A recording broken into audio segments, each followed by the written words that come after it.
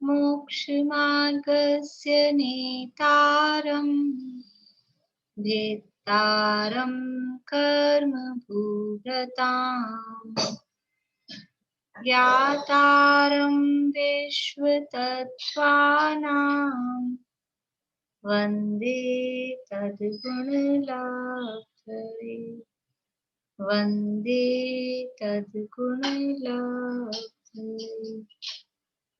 मोक्षमार्ग के नेता एवं कर्म पर्वतों के भेदक और विश्व के सब तत्वों के ज्ञायक चेतन संवेदक सद्गुण आप समान प्राप्त हो यही भावना भा कर दे विनय पूर्वक करूं वंदना बारंबार जिनेश्वर देव बारंबार जिनेश्वर देव।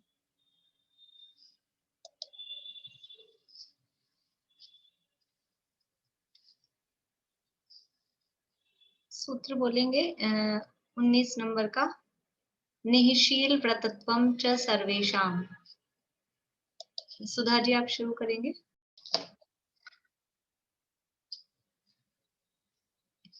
इस सूत्र की चर्चा कल हमने शुरू की थी। निःशील व्रतत्वम च सर्वेषाम। निह का मतलब है नहीं होना, उससे रहित। शील और व्रत दो शब्द हैं। निःशील व्रतत्वम यानी शील से रहित और व्रत से रहित। तो शील का अर्थ 3-4 तरह के अर्थ हमने देखे थे। शील से रहित पना यानी कि जो व्रत, एक तो व्रत है पापों का त्याग, वो व्रत कहलाता है, और दूसरा है शील। तो व्रत के साथ में जो 7 प्रकार के व्रत और हैं, 5 अणुव्रतों के साथ में 7 प्रकार के व्रत और होते हैं, उनको भी शील कहते हैं। अथवा कषायों का त्याग, उसको भी शील कहते हैं। अथवा अपने स्वभाव रूप रहना। कषायों का त्याग है तो क्या होगा, स्वभाव रूप रहेगा। कषाय है क्रोध मान माया लोभ, और स्वभाव क्या है, क्षमा मार्दव आर्जव सत्य शौच, ये स्वभाव है। तो स्वभाव रूप रहना वो भी शील है। कषायों का त्याग होना वो भी शील है। अथवा जो गुण व्रत और शिक्षा व्रत हैं उनका पालन करना वो भी शील है। और जो ब्रह्मचर्य का पालन है वो भी शील है। चारों प्रकार से शील के अर्थ कहे। और यदि बारीकी में हम देखते हैं तो जो मूल गुण होते हैं वो तो कहलाते हैं व्रत। एक शब्द सुना होगा आप लोगों ने, मुनिराजों के मूल गुण 28 मूल गुण, अरहंत परमेश जी के कितने मूल गुण, सिद्ध परमेश जी के कितने मूल गुण। तो एक तो मूल गुण का मतलब है श्रावकों के मूल गुण। श्रावकों के मूल गुण पता है अपने को? श्रावकों के कितने मूल गुण होते हैं, नेहा जी मालूम है? संख्या तो पता नहीं। षट आवश्यक को बोलते हैं क्या वो? नहीं, षट आवश्यक को नहीं बोलते। पीरू जी कहाँ गए? दिख नहीं रहे। चलिए, ईशा आपको मालूम है श्रावक के मूल गुण? भाभी संख्या ध्यान नहीं आ रही, कराए तो थे आपने उसमें।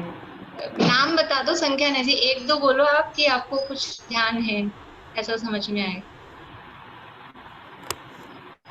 मित्र देव दर्शन, आहार और मोनिका भाभी? भाभी थोड़ा सा याद है, देव दर्शन, स्वाध्याय, देव पूजा, ऐसे। नहीं, वो आप आवश्यक बता रहे हैं।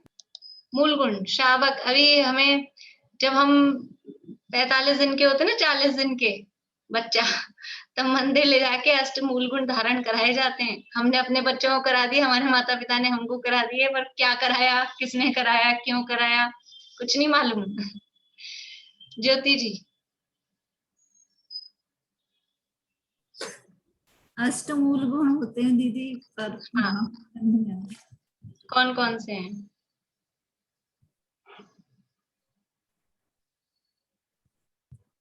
नहीं मालूम? देव पूजा, गुरु उपासना, स्वाध्याय नहीं, आवश्यक हो गई। चलिए, बहुत सारे लोग उत्साहित हैं बताने के लिए। इनको तो मालूम है, मुझे मालूम है कि उनको मालूम है। बेला जी, आपको पता है? नहीं मालूम। चलिए, हाँ पीरू जी बोलिए, आप ही को देख रही थी मैं। भाभी 5 अभक्ष है, 3 मध्य मास मधु। ठीक है, बड़ पीपर पाकर कटुमर 5 अभक्ष। ये खाने चाहिए नहीं खाने चाहिए, अष्टमूल गण है ना। तो उसके साथ में तो ये शब्द बोलना चाहिए, उनका त्याग। हाँ, उनका त्याग सराग के अष्टमूल गुण है ना। बोलिए पीरू जी। पंच उदंबर का त्याग भाभी, और मधु शहद और मदिरा और इनका त्याग। एक कौन सा रह गया? जुआ खेलने का। 3 म है, मध्य मास मधु। और मधु, हाँ मध्य मास और मधु, हाँ ठीक है ना। पंच उदंबर फलों के नाम मालूम है? कटुम्बर, पाकर, वो स्लिप हो गया।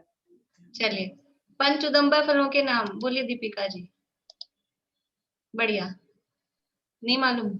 नहीं, कुछ याद है, वो अभी बोला भी था आंटी ने, पाकर, उदंबर, वो एग्जैक्ट बोलने में थोड़ा सा। बोलिए ईशा। बड़ पीपल, पाकर, उदंबर, और 5वां नहीं है ध्यान आ रहा। चलिए, बोलिए विनीता जी। बड़, पाकर, उड़र, कटुमर। ठीक है, ये श्रावक के अष्टमूल गुण हैं।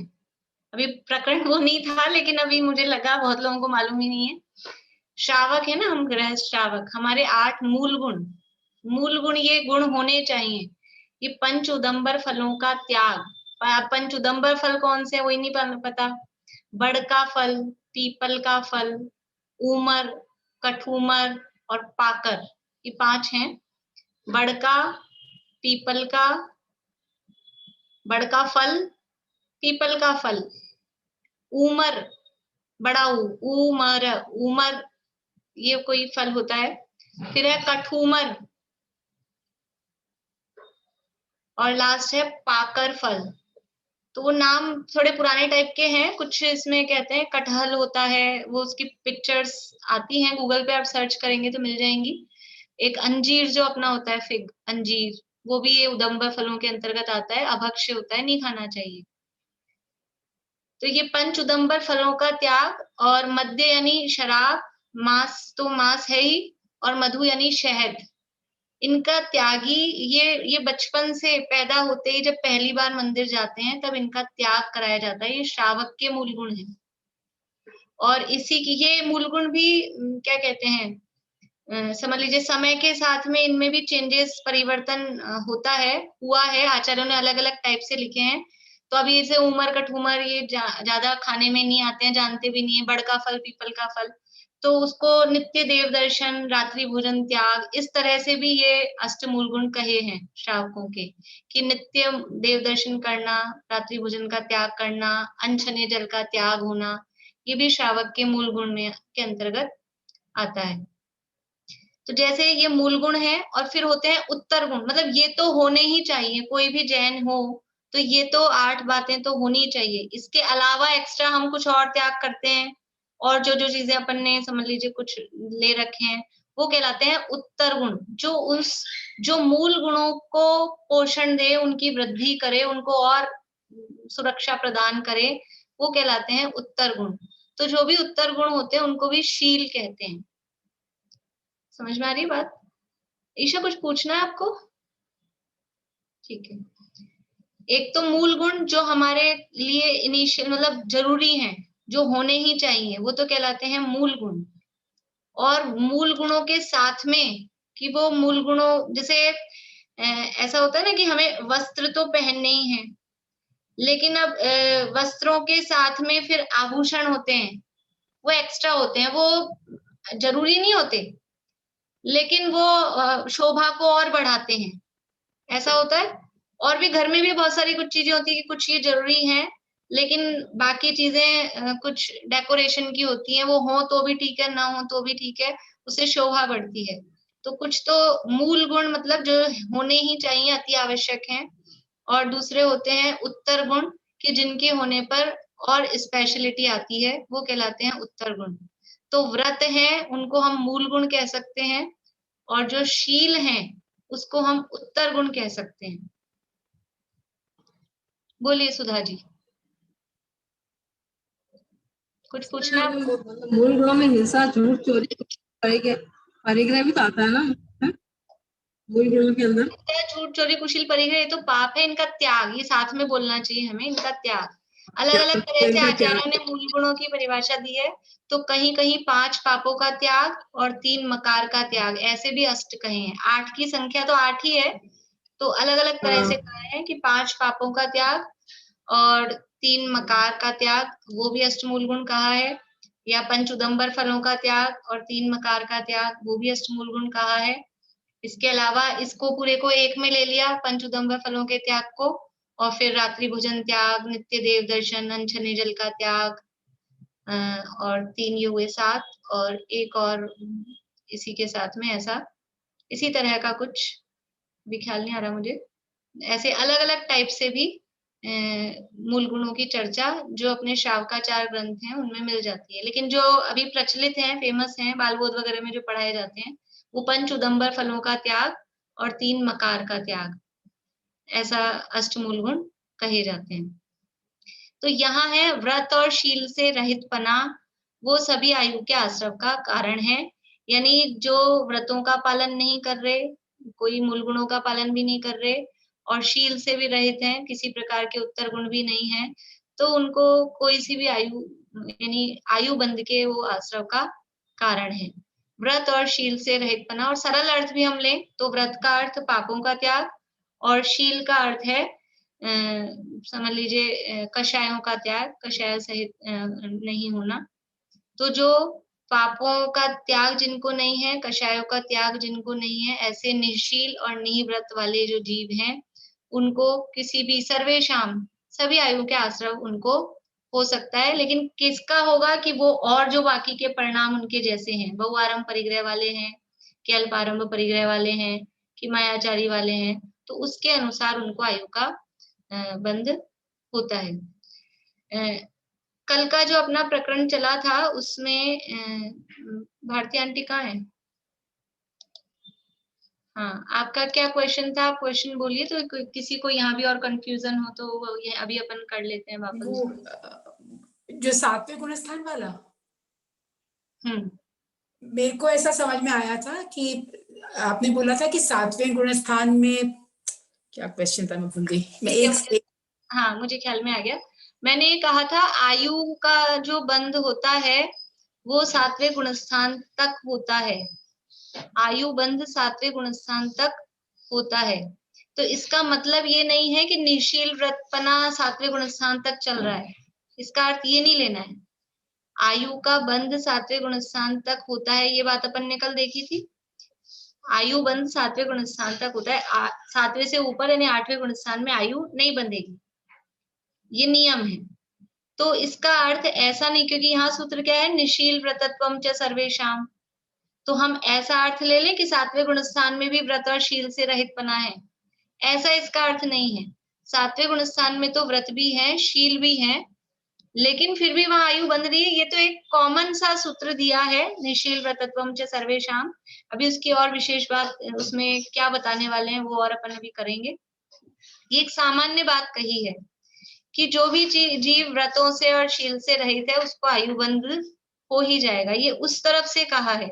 लेकिन यदि हमने जो एक नियम अलग बताया, उस नियम का अर्थ ये नहीं है कि 7वें गुणस्थान तक व्रत और शील से रहित पना हो जाएगा। मतलब 7वें गुणस्थान में तो मुनिराजों का ही होगा ना, श्रावकों का फिर कौन सी गुणस्थान तक होगा? श्रावक पंचम गुणस्थान तक होंगे ना। पंचम गुणस्थान तक, अच्छा ठीक है। देखिए पहले में, दूसरे में, चौथे, 5वें, 6ठे और 7वें, इन गुणस्थानों में आयु बंध हो सकता है।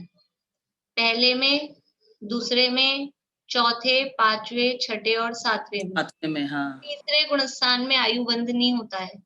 तीसरा गुणस्थान कुछ अलग है, उसमें आयु बंध नहीं होता है। ये तो नियम है, अभी आप लोग उस चक्कर में मत पड़िए, नहीं कंफ्यूजन हो जाएगा। श्रावकों को जो श्रावक है अपने हिसाब से बंद होगा, जो मुनि है उनको अपने हिसाब से बंद होगा। लेकिन यहाँ तो ये बात कह रहे हैं कि निःशील व्रतत्वम च सर्वेषाम, कि जो भी जीव व्रत और शील से रहित हैं उनको कोई सी भी आयु बन सकती है। जो छठे सातवें गुणस्थान वर्ती मुनिराज हैं वो तो व्रत और शील से सहित हैं, उनको तो देवायु ही बंधेगी, इसलिए वहां सर्वेशाम नहीं लगेगा, उनको तो देवायु ही बंधेगी।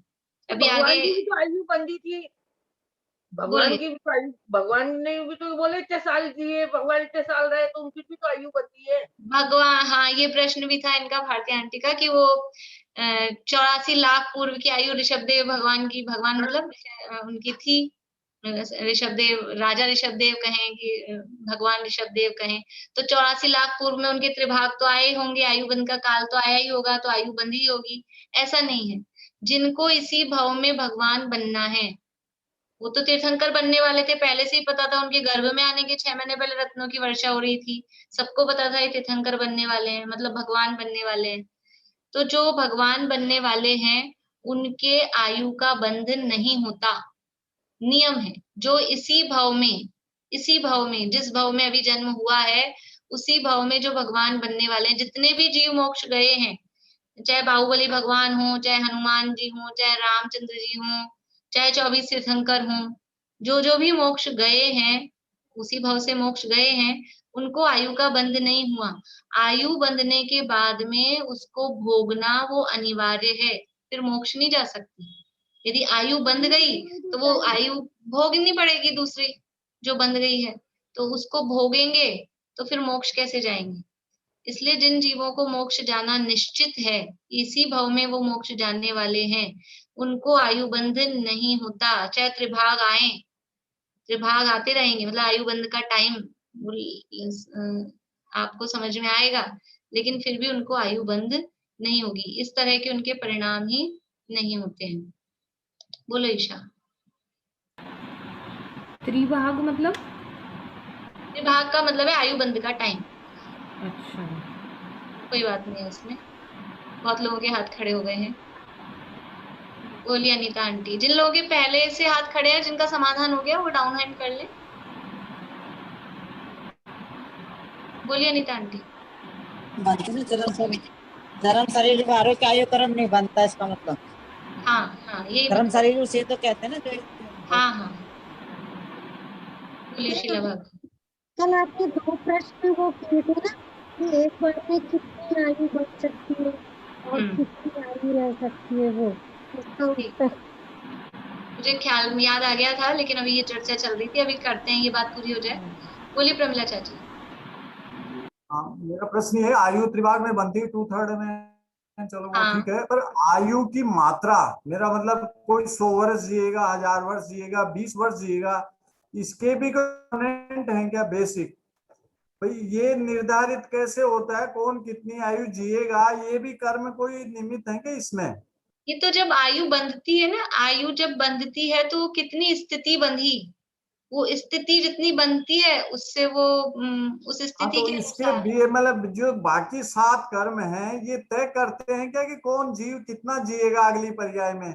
नहीं, या नहीं, ये कोई निर्धारित कौन करता है कौन कितना जिएगा? कर्म थ्योरी तो है अपनी, वो आयु कर्म ही निर्धारित कर रहा है ना। आयु कर्म जितनी स्थिति वाला बंधा, वो उसकी स्थिति, वो स्थिति ही उसका टाइम पीरियड बता रही है कि ये व्यक्ति अगले भाव में इतना जिएगा, वो उसकी स्थिति का मतलब ही ये है। तो मतलब ये भी भाव से लिंक हो गई, कौन कम जिएगा या ज्यादा जिएगा, भाव हमारे कैसे रहते हैं, ये कोई लिंक है उसका? वो भावों के अनुसार स्थिति बनती है।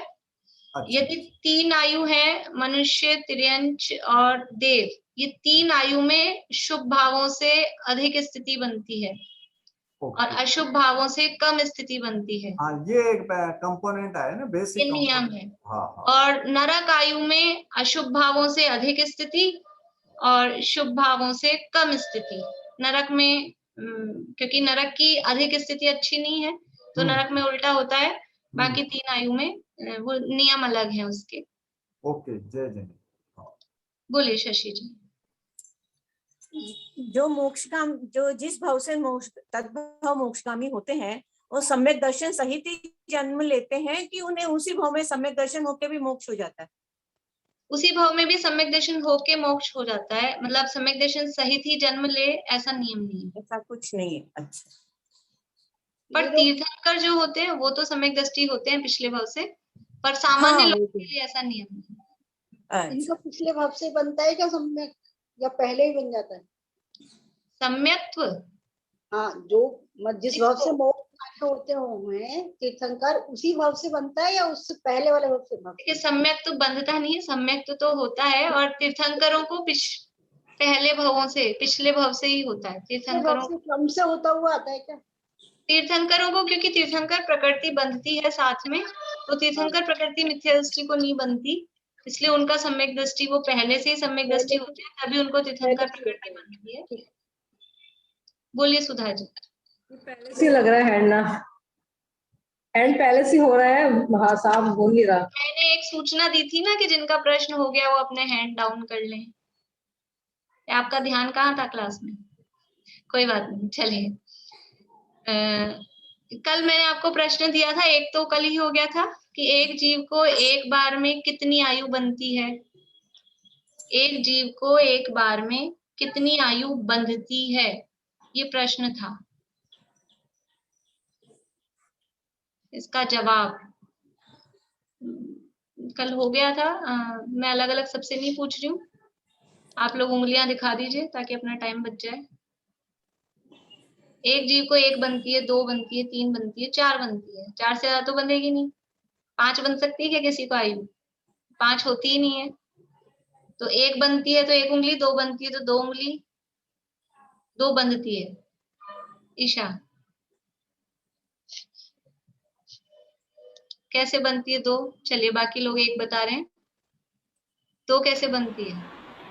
एक तो अभी जिसके अंदर है, और एक जो इस आयु के अंदर दूसरी जो बांधेंगे।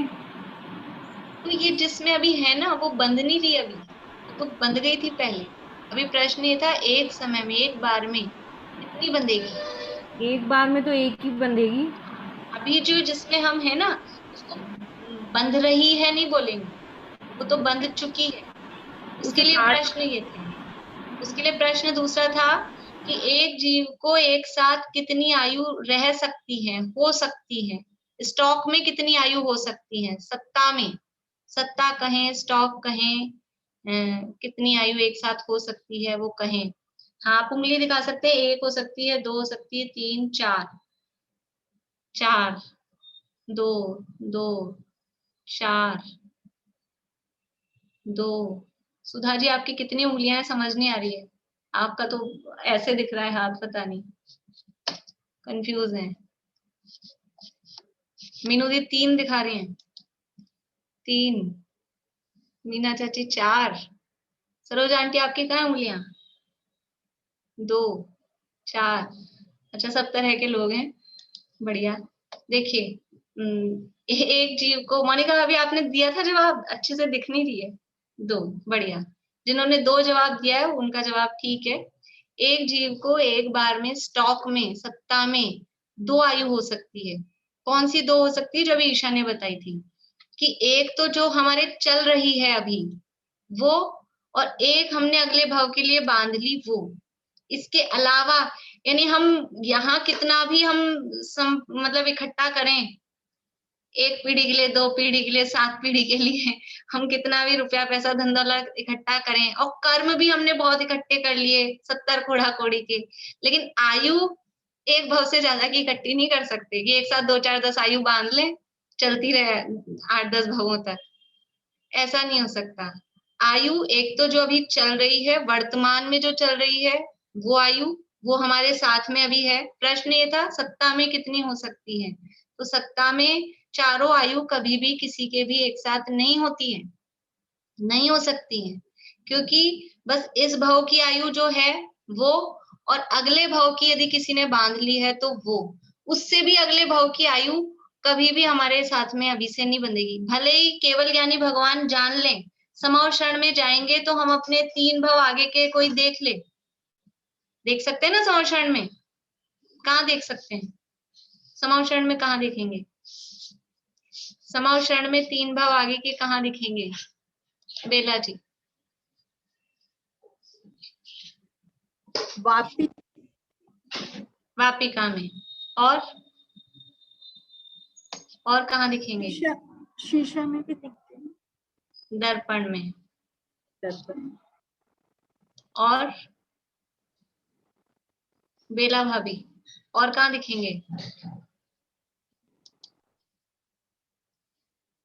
दर्पण में ही दिखते हैं और वापिका में ही दिखते हैं। बस।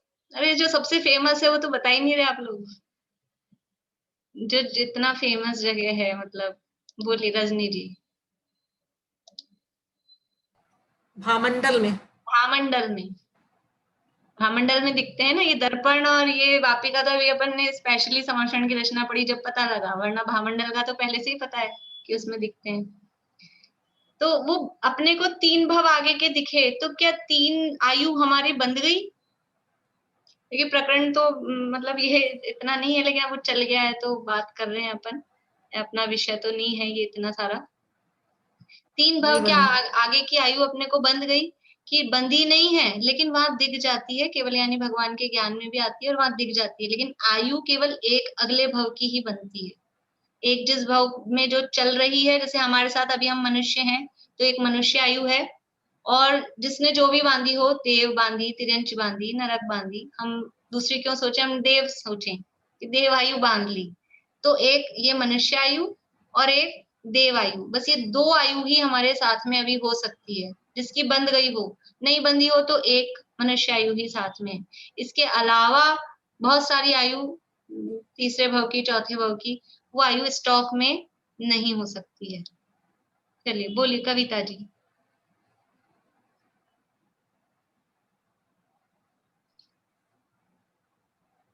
प्रेमलता जी, कुछ पूछना आपको?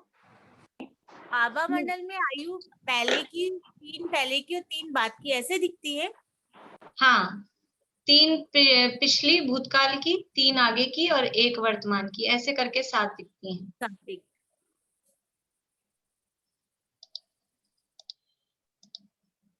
ये 2 आयु में जैसे एक का नाम भुज्य है, दूसरी का क्या होता है? जो वर्तमान में हम भोग रहे हैं, जैसे अभी मनुष्य आयु हम भोग रहे हैं, जो चल रही है उसको बोलते हैं भुज्यमान। हाँ, भुज्यमान। और जो अगले भव के लिए बांधी है उसको बोलते हैं बध्यमान। बध्यमान। बध्यमान जो अभी चल रही है। बै की भाभी, बै की बै। बै से बकरी। बंधना होता है ना। बध्यमान जो अभी चल रही है उसको बोलते हैं भुज्यमान, मतलब जो हम भोग रहे हैं वो कहलाती है भुज्यमान। और जो अगले भाव के लिए बंध गई है वो कहलाती है बध्यमान। ऐसे 2 तरह की आयु होती है और इससे ज्यादा आयु किसी के साथ में नहीं होती है। चलिए अब बहुत कठिन कठिन बातें हो गई, अपने प्रकरण पे आ जाए। इतना कठिन था नहीं अपना विषय। अपना 19वां सूत्र है, निःशील व्रतत्वम च सर्वेषाम, अर्थात शील और व्रत से रहित पना वो सभी आयु के आश्रव का कारण होता है। यानी शील और व्रतों का पालन नहीं करने वालों को सभी आयुओं का आश्रव होता है। पर इसका अर्थ क्या समझना, सभी आयुओं का आश्रव होता है, एक साथ सारी आयुओं का नहीं आश्रव होता है। एक समय में एक ही आयु का आश्रव होता है। आश्रव कहो बंद कहो वो तो एक ही बात है, आश्रव बंद एक साथ ही होते हैं। इसलिए जो व्रत और शील से रहित हैं, क्या उनको देवायु बन सकती है? अभी आगे देवायु के आश्रव के कारण बताएंगे। उनमें मुख्य कारण ये है व्रत होना, शील संयम का पालन होना, संयम, सराग संयम, बाल तप, ऐसा उसमें अभी आगे कारण बताने वाले हैं। तो क्या जो जीव व्रत और शील से रहित हैं, तप नहीं कर रहे हैं, फिर भी उनको आपने कह दिया सभी आयु का आश्रव, तो नरक में जाएंगे वो समझ में आता है। कुछ व्रत नहीं कर रहे, पापों का त्याग नहीं है और भी कुछ त्याग नहीं है, तो वो नरक में जाएंगे, वो हमको समझ में आ जाता है। वो तिरंग में चले जाएंगे, वो भी हमको समझ में आ जाता है। वो मनुष्य बन जाएंगे, वो भी ठीक है, समझ में आता है। लेकिन जो जीव व्रत और शील से रहित हैं, पापों का त्याग नहीं कर रखा है, पापों में प्रवृत्ति है, फिर वो देव में कैसे जा सकते हैं? वो देव में भी जा सकते हैं क्या? तो उसके लिए कहा कि हाँ जा सकते हैं। जितने भी भोग भूमि के जीव होते हैं। अब फिर आप लोगों के लिए प्रश्न है, आपको कुछ पूछना है विनीता जी?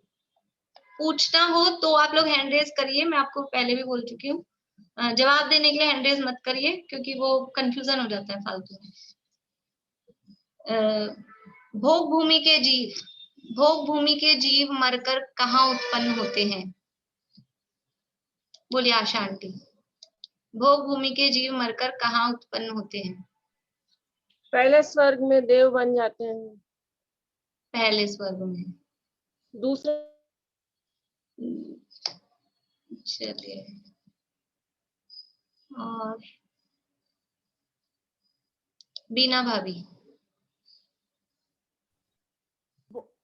भोग भूमि के जीव मरकर किसी व्यंतर और ज्योतिष ये भी बन जाते हैं, और देव बन जाते हैं। देव बनते हैं तो क्या क्या बनते हैं आप तो पूरा बता दीजिए। व्यंतर, ज्योतिषी और वो भवनवासी देव बन जाते हैं। बस ये 3 बनते अगर हैं। वो तप नहीं करते हैं तो भोग भूमि, और बाकी देव 16वें स्वर्ग तक भी जा सकते हैं। चलिएगा। सुलोचना जी। नहीं पता। नहीं नहीं। रश्मि जी।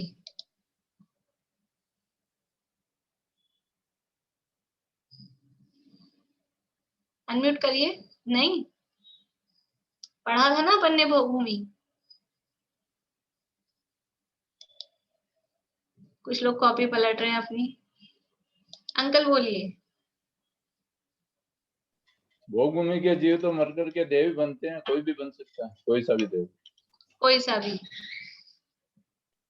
सरोज आंटी।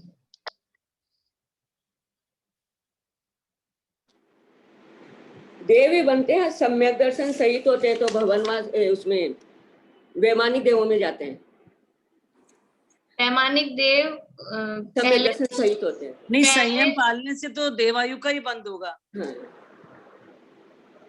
तब देखिए, रुकिए बहुत सारे लोग जवाब देना चाह रहे हैं, उनको सही पता है, मुझे मालूम है। वो तो मैं चेहरा देखती हूँ किनको पता है किनको नहीं पता है। रजनी जी।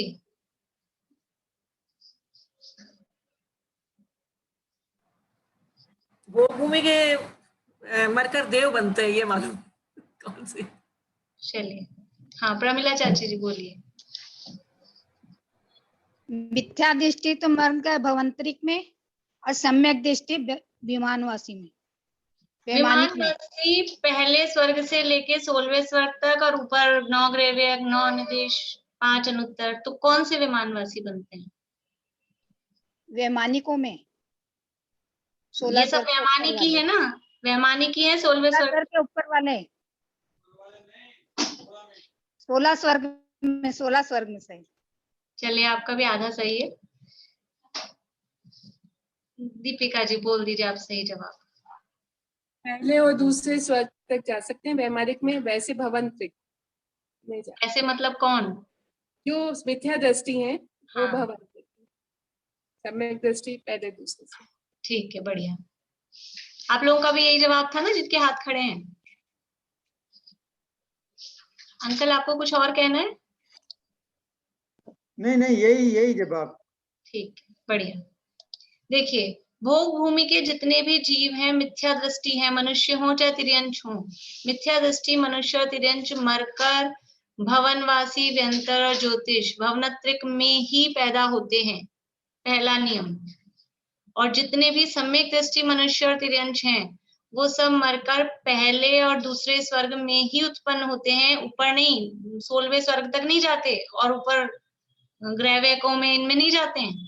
पहला या दूसरा, बस दूसरे स्वर्ग से ऊपर नहीं जा सकते। सम्यक दृष्टि है तो पहला या दूसरा स्वर्ग, ना नीचे पैदा होंगे ना ऊपर पैदा होंगे।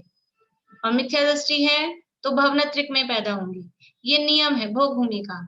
और कुछ लोग कह रहे थे कि यदि वो तप नहीं करेंगे, तप करेंगे तो भवन वैमान यानी देव बन जाएंगे, तप नहीं करेंगे। भोग भूमि में तप होता ही नहीं है, उसका नाम ही है भोग भूमि। इसलिए भोग भूमि में तप का, संयम का कोई चांस नहीं है। भोग भूमि में चौथे गुणस्थान से ऊपर गुणस्थान नहीं हो सकता है। तो चौथा गुणस्थान होता है अविरत, वहां किसी भी प्रकार का व्रत, तप, संयम नहीं है। इसलिए भोग भूमि के जीव वो सब निःशील और निव्रत वाले हैं, चाहे सम्यक दृष्टि हो चाहे मिथ्या दृष्टि हो। भोग भूमि के सभी जीव व्रतों से भी रहित हैं, शील से भी रहित हैं, लेकिन फिर भी सभी जीव मरकर देवगति में जाते हैं। समझ में आ रही बात? भोग भूमि के जितने भी जीव हैं, चाहे मिथ्या दृष्टि हो चाहे सम्यक दृष्टि हो, एक भी जीव व्रत सहित नहीं होता है, तप सहित नहीं होता है, किसी भी तरह का व्रत शील संयम उनके नहीं होता है। फिर भी ऐसा नियम है कि वो सब मरकर देवगति में ही जाते हैं। भवनत्रिक में जाएंगे तो भी गति देव ही है, और पहले दूसरे स्वर्ग में जाएंगे तो भी गति देव ही है। इसलिए कहा है निःशील व्रतत्वम च सर्वेषाम, व्रत और शील से रहित पना, उससे चारों प्रकार की आयु बंध सकती है।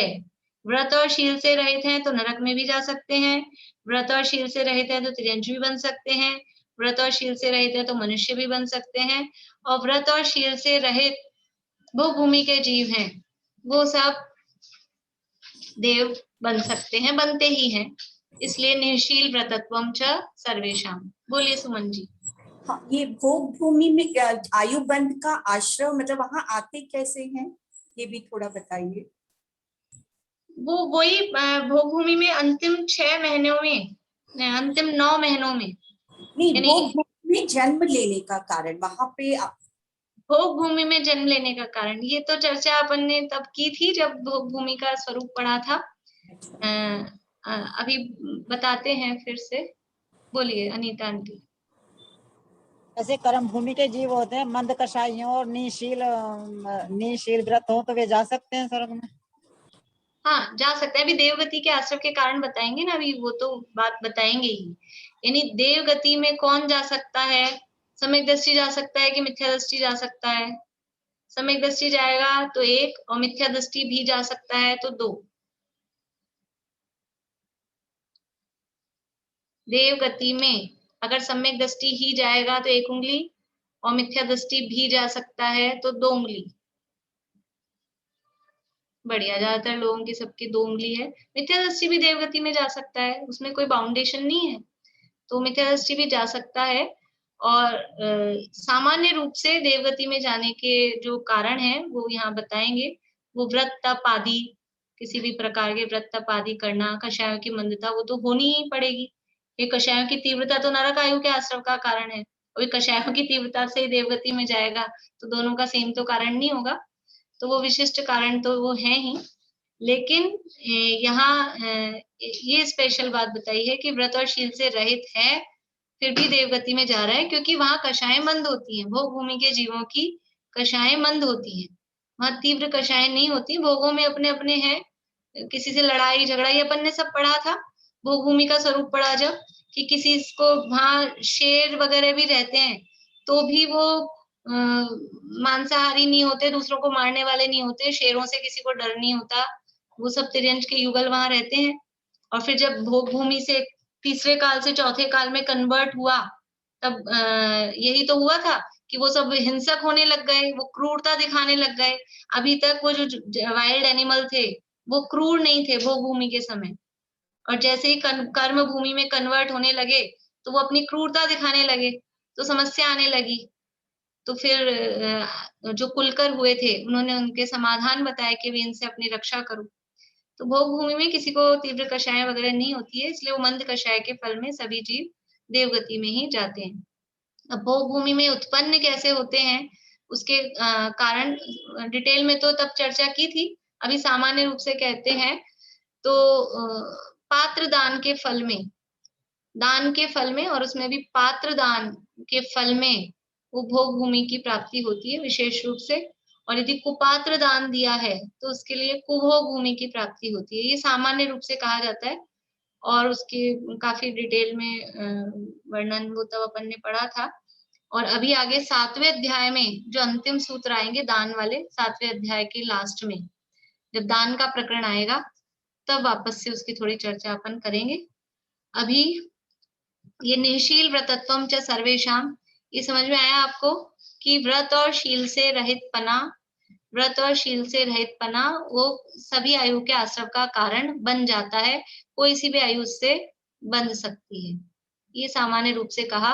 और देवायु कैसे बन जाती है, तो वो भोग भूमि वाले जीवों की अपेक्षा, भोग भूमि वाले जीव हैं वो भी व्रत और शील से रहित होते हैं, उनको भी देवायु बन जाती है। अब हम शुरू करते हैं देवायु के आश्रव के कारण। देखिए सूत्र है ये 20 नंबर का सूत्र है। आशा आंटी आप बोलेंगे पीछे। सराग संयम संयमा संयमा काम निर्जरा। सराग संयम संयमा संयमा काम निर्जरा। बाल तपांसी देवस्य। बाल तपांसी देवस्य। सराग संयम संयमा संयमा काम निर्जरा बाल तपांसी देवस्य। सराग संयम, देखिए मैं पहले शब्दों के अर्थ बता देती हूँ। सराग संयम ये एक शब्द है, ये पूरा एक शब्द है सराग संयम। फिर है संयमा संयम, सराग संयम, फिर संयमा संयम ये दूसरा शब्द है। फिर संयमा संयम माँ दिख रहा है, उस माँ में से अ निकलेगा, अकाम निर्जरा ये तीसरा शब्द है। सराग संयम, संयमा संयम, अकाम निर्जरा और बाल तपांसी, बाल तप ये चौथा शब्द है, बाल तप। वो विभक्ति लग के बाल तपांसी बना है, शब्द है उसमें मूल बाल तप। देवस्य, देवायु के आश्रव का कारण है, देव के आश्रव का कारण है। क्या क्या कारण है? सराग संयम, संयमा संयम, अकाम निर्जरा और बाल तप, ये देवायु के आश्रव के कारण है। यानी जो ये काम कर रहे हैं उनको देवायु का आश्रव होगा। यदि उनको उस समय उन परिणामों में आश्रव, आयु का आश्रव होता है, आयु का बंध होता है, तो देवायु का आश्रव और बंध होता है। सराग संयम, संयमा संयम, अकाम निर्जरा, बाल तप, ये चार कारण यहाँ दिए। और साथ में 21वां सूत्र है सम्यक्त्वम च, सम्यक्त्वम च यानी और सम्यक्त्व भी। अर्थ क्या हुआ सीधा सीधा सूत्र का? सम्यक्त्वम च और सम्यक्त्व भी। ऐसे अपन बोलते हैं कि देवायु के आश्रव के कारण कौन कौन से हैं, मैंने आपसे पूछा तो आप बताएंगे सराग संयम, संयमा संयम, अकाम निर्जरा, बाल तप, और फिर कुछ भूल गए और सम्यक्त्व भी है, ऐसा बोलते हैं। तो ऐसे के ऐसे सूत्र लिखा है, सराग संयम, संयमा संयम, अकाम निर्जरा, बाल तपांसी देवस्य सम्यक्त्वम च, ये सम्यक्त्व भी देवायु के आश्रव का कारण है। इसकी भी चर्चा विशेष रूप से करेंगे बाद में। और जो एक सूत्र ऊपर 18 नंबर का था स्वभाव मार्दवम च, तो वो स्वभाव मार्दवम को भी देवायु के आश्रव के साथ में जोड़ना है। वहां जो च शब्द दिया था, उस च शब्द से ये स्वभाव की मृदुता, स्वभाव की सरलता, वो मनुष्यायु के आश्रव का भी कारण है, और स्वभाव की सरलता वो देवायु के आश्रव का भी कारण है। तो वो च शब्द वहां दिया था, वो च शब्द से दोनों आयु के आश्रव का कारण उसको समझना चाहिए। तो प्रमुख कारण क्या है देवायु के आश्रव के? सराग संयम, संयमा संयम, अकाम निर्जरा और बाल तप, और ये देवायु के आश्रव के प्रमुख कारण है। और यदि सम्यक तो है तो सम्यक दृष्टि जीवों को, क्योंकि देवायु ही बंधती है, जितने भी सम्यक दृष्टि जीव हैं यदि उनको आयु बनती है तो एक देवायु ही बनती है, इसलिए सम्यक्त्व भी देवायु के आश्रव का कारण है। अभी ये सामान्य कथन किया है, इस सम्यक्त्वम च की विशेष चर्चा अपन करेंगे कल। सराग संयम किसे कहते हैं? ये शब्द अपने पीछे आए थे कहीं, सराग संयम, ये शब्द पीछे कहाँ आया था?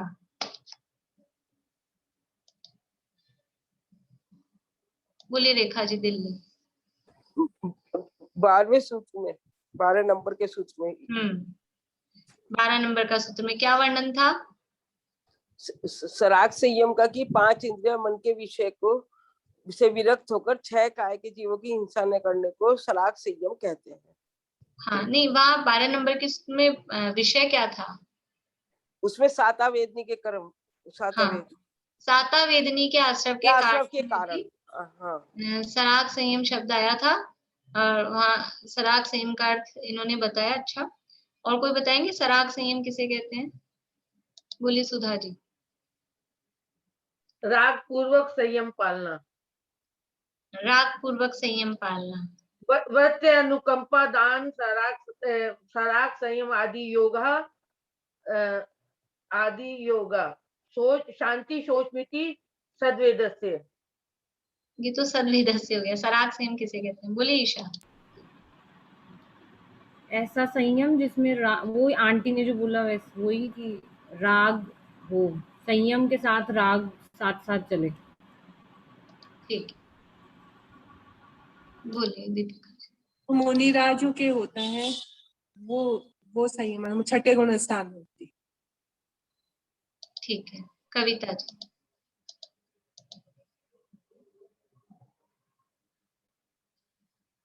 कविता जी आप बोल रहे हैं?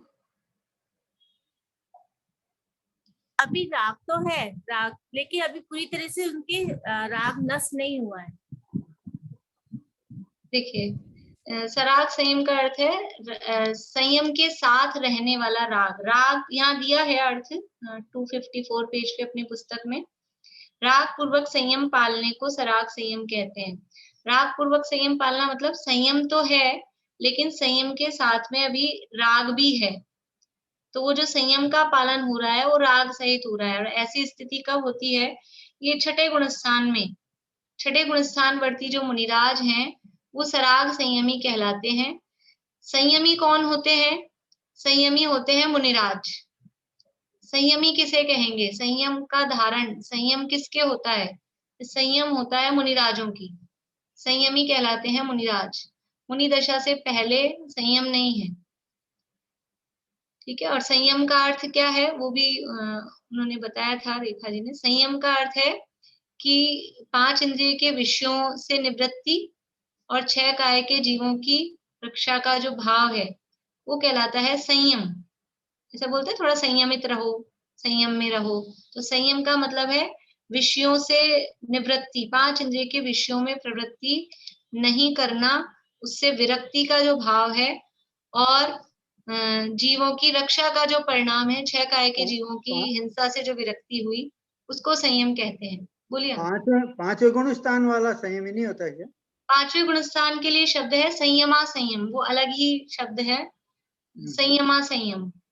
तो सराग संयम में 5वें गुणस्थान को नहीं लेंगे। 5वें गुणस्थान के लिए यहाँ शब्द अलग दिया है संयमा संयम। संयमा संयम होता है 5वें गुणस्थान में। और जब केवल संयम की हम बात करते हैं तो वो हमारी अपेक्षा पे डिपेंड करता है। कभी हम 5वें गुणस्थान को संयम में ले लेते हैं, कभी नहीं लेते, क्योंकि 5वें गुणस्थान में दोनों चीजें हैं, संयम भी है और असंयम भी है। तो जब कभी हमको वहां संयम मुख्य दिखता है तो उनको संयम में ले लेते हैं, और जब कभी असंयम मुख्य दिखता है तो असंयम में ले लेते हैं। लेकिन अभी इस सूत्र में सराग संयम में छठे गुणस्थान वर्ती मुनिराजों को ही लेंगे, क्योंकि संयमा संयम शब्द अलग से दिया है। इसलिए सराग संयम अर्थात छठे गुणस्थान वर्ती जो मुनिराज हैं, राग संयम के साथ में जो उनके राग है, राग सहित जो संयम का पालन हो रहा है वो कहलाता है सराग संयम। ठीक है, ये सराग संयम हुआ। इसके बाद में है संयमा संयम, अर्थात संयम भी है और ये चर्चा अपन ने उस समय की थी, आप लोगों को ध्यान हो जब 12वें सूत्र की चर्चा अपन ने की थी तो तब काफी चर्चा अपन ने उस समय भी की थी, संयमा संयम की भी की थी। किसे कहते हैं संयमा संयम? बता सकते हैं कोई? संयमा संयम किसे कहते हैं? नेहा जी। भाभी जिसमें संयम और असंयम दोनों हो, ये तो शब्दार्थ के उसमें हो गया, बाकी डीप मुझे नहीं पता, अभी मैंने इसमें रीड करा है। ठीक है, पद्मा जी बोलिए। जिसको त्रस हिंसा का तो त्याग रहता है और थावर हिंसा का त्याग नहीं रहता है जिसको। बढ़िया, बहुत अच्छा। त्रस हिंसा के त्याग रूप तो है संयम। त्रस हिंसा का त्याग है 6 काय के जीवों की हिंसा का त्याग, वो संयम कहलाता है। 6 काय के जीव कौन से हैं? अब मैं ही बता देती हूँ, समय ज्यादा नहीं है। 5 प्रकार के स्थावर और 1 त्रस, ये कहलाते हैं 6 काय के जीव। 5 प्रकार के स्थावर पृथ्वी काय, जल काय, अग्नि काय, वायु काय, वनस्पति काय, ये 5 काय, ये 5 प्रकार के स्थावर। और छठा है त्रस काय, त्रस में 2 इंद्रिय से पंचेंद्रिय तक सब आ गए। तो ये 6 काय के जीवों की हिंसा का त्याग वो कहलाएगा संयम। लेकिन अभी ये जो संयमा संयमी है उसको क्या है, इन 6 काय में से एक त्रस काय का हिंसा का तो त्याग है, त्रस हिंसा से तो वो विरक्त है। लेकिन जो 5 स्थावर हैं, पृथ्वी, जल, अग्नि, वायु, वनस्पति, उनकी हिंसा का त्याग नहीं है। चला के हिंसा नहीं करेगा, लेकिन उनकी हिंसा से विरक्त भी नहीं है, उनका त्यागी भी नहीं है। तो उनकी हिंसा का त्यागी नहीं है, इसलिए तो है असंयम। और त्रस हिंसा का त्यागी है, इसलिए है संयम। इसलिए दोनों की मिक्स स्थिति हुई, इसलिए इसका नाम ही अलग है, संयमा संयम। ये संयमा संयम अलग ही है। जो लोग यानी डिटेल में पढ़े हुए हैं तो शैव क्षमिक भाव के भेदों में भी संयमा संयम अलग आता है। शैव क्षमिक चारित्र अलग आता है, संयमा संयम शब्द अलग आता है। इसलिए पंचम गुणस्थान वाली जो स्थिति है वो पंचम गुणस्थान अलग ही है उसकी। उनको संयमी कहें कि असंयमी कहें, कि वो संयमा संयम है, वो अलग ही स्थिति है। जब भी संयमी शब्द कहेंगे तो संयमी शब्द मुनिराजों के लिए ही मुख्य रूप से कहा जाता है। कभी कभी कहीं कहीं किसी प्रयोजन से पंचम गुणस्थान वाले को संयमियों में गिन लें, वो कभी कभी की कोई बात है, अदरवाइज पंचम गुणस्थान की स्थिति वो अलग ही है। तो सराग संयम यानी जो मुनिराज हैं राग से संयम का पालन कर रहे हैं, वो वाली स्थिति। संयमा संयम मतलब पंचम गुणस्थान वर्ती, पंचम गुणस्थान वर्ती जो जीव हैं, जो संयमा संयम अर्थात देश व्रत का पालन कर रहे हैं वो। और फिर है आगे अकाम, निर्जर और बाल तप। अकाम, निर्जर और बाल तप की भी चर्चा अपन ने पहले की हुई है, कल इसकी चर्चा करेंगे और डिटेल में भी चर्चा करेंगे। आप लोग जो पहले अपन ने पढ़ा था 12वें सूत्र के संबंध में, आप लोग देख के आएंगे तो आप लोगों से पूछ लेंगे और फिर विशेष चर्चा कल करेंगे।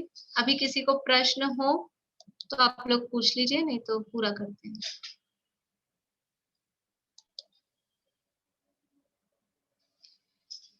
नहीं है प्रश्न?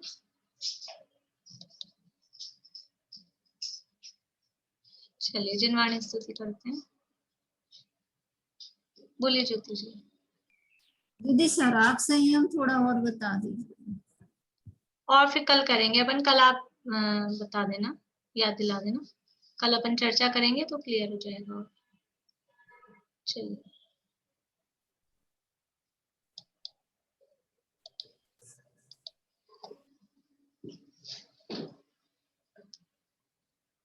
हे चक्रधर जगजीत कर षट खंड को निज वश किया, पर आत्मा निज नित्य एक अखंड तुम अपना लिया।